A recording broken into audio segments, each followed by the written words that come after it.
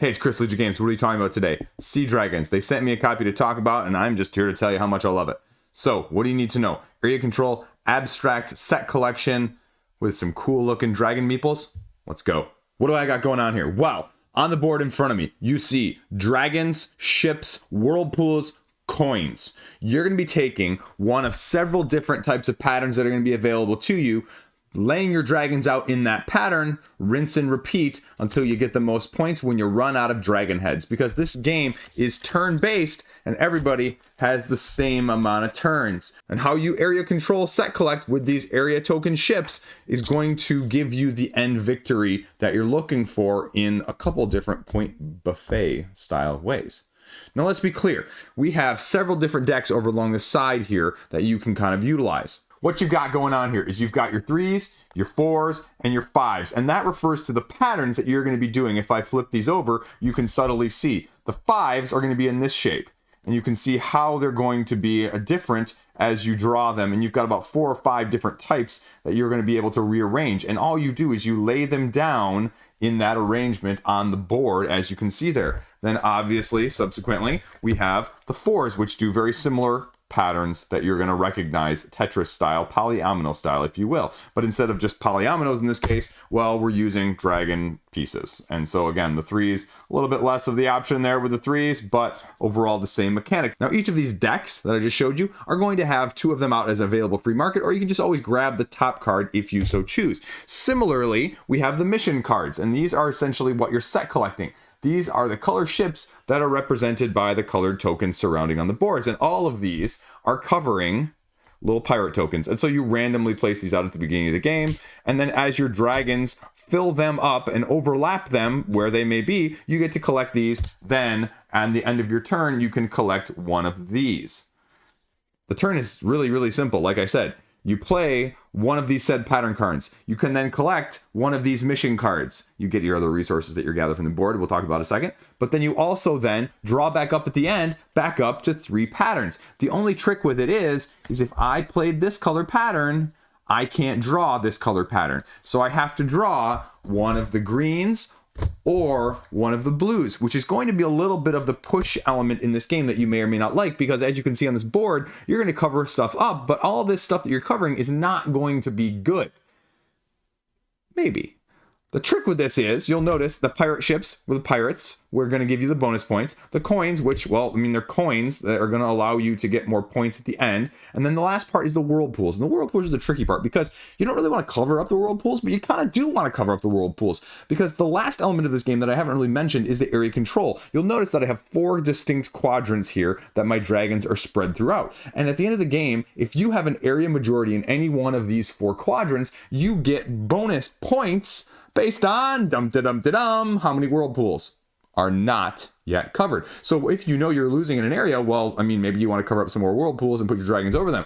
But if you're not really sure, you're going for that one, well, then you're going to try and maneuver around them as much as you can, which then is very, tactically based, because you're only going to have certain patterns in your hand in the first place. So which is more important? And that's the main crux dynamic of this game as a whole. And as you place your dragons, you also have the ability to, well, place them anywhere, except you can't actually have them orthogonally touching one of your own dragons. So green could not place any of their dragons in any of these spaces.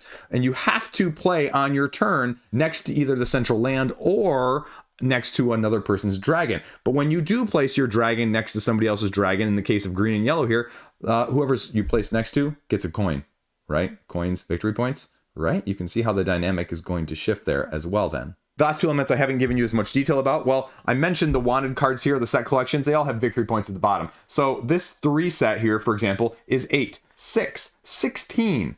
And so that's a big spread in points. And you can see this is going to start to be very important in which ones, when, however, but also mixing that with the area control. The last element that I have not covered here is around the edges of the board, you can start to see that there are spots like these coral reefs. And these coral reefs, again, are another thing that you cover up, but are going to give you another draw from this deck, where you get to choose and then choose. So in this case, well, I get 4 money or 4 money. But oftentimes you'll get other cards where you'll just get these symbols to be able to use, or one of your choice, a wild, if you will. Or you get to put an extra dragon, here it's upside down, an extra dragon in the west quadrant at the end of the game, meaning I may be able to disrupt the majority here as well. And that's the game in a nutshell. Covering, playing, Fiend.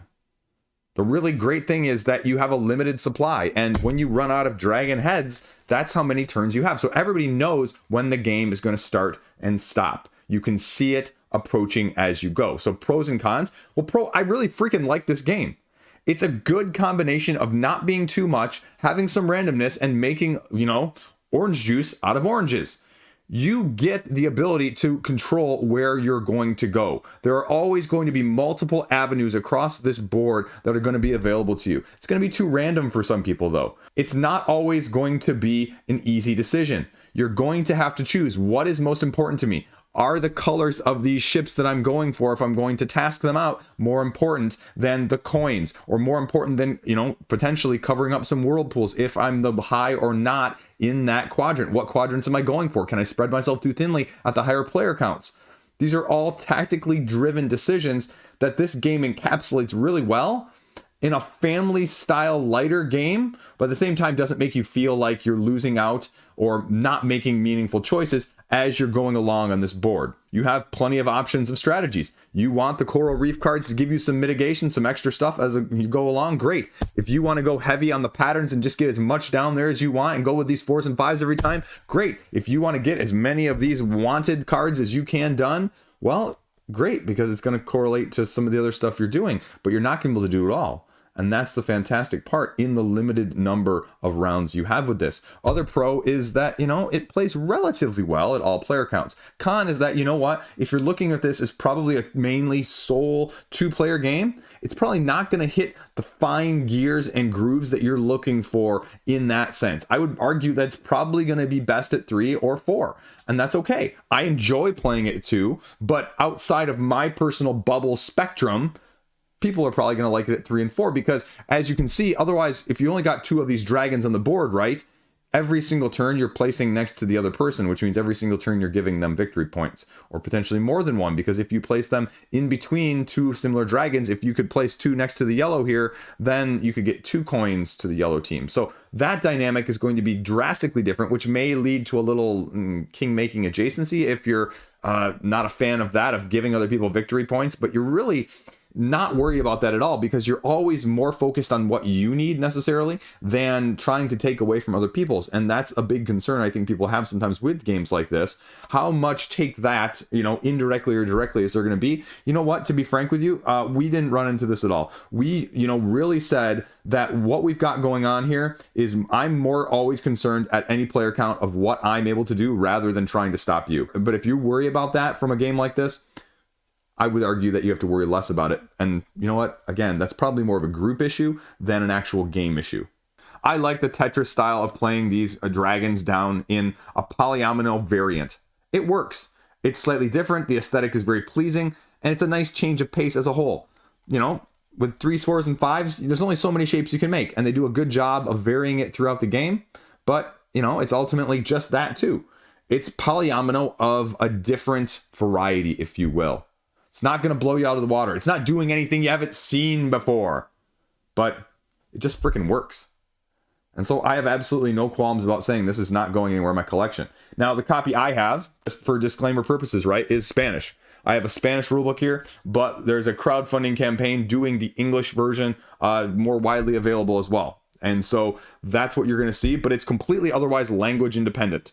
There is no wording on any of these cards that you need to know. Everything is right there, and it's intuitive. It makes sense. It works. It doesn't overstay its welcome. And I'm just very, very happy with it. Would I mind having a touch of just maybe one other thing? Sure. Does it need it? No, not absolutely whatsoever.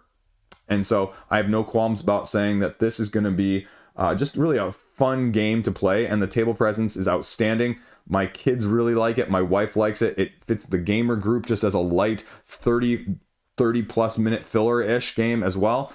And so, man, just really had fun with this game.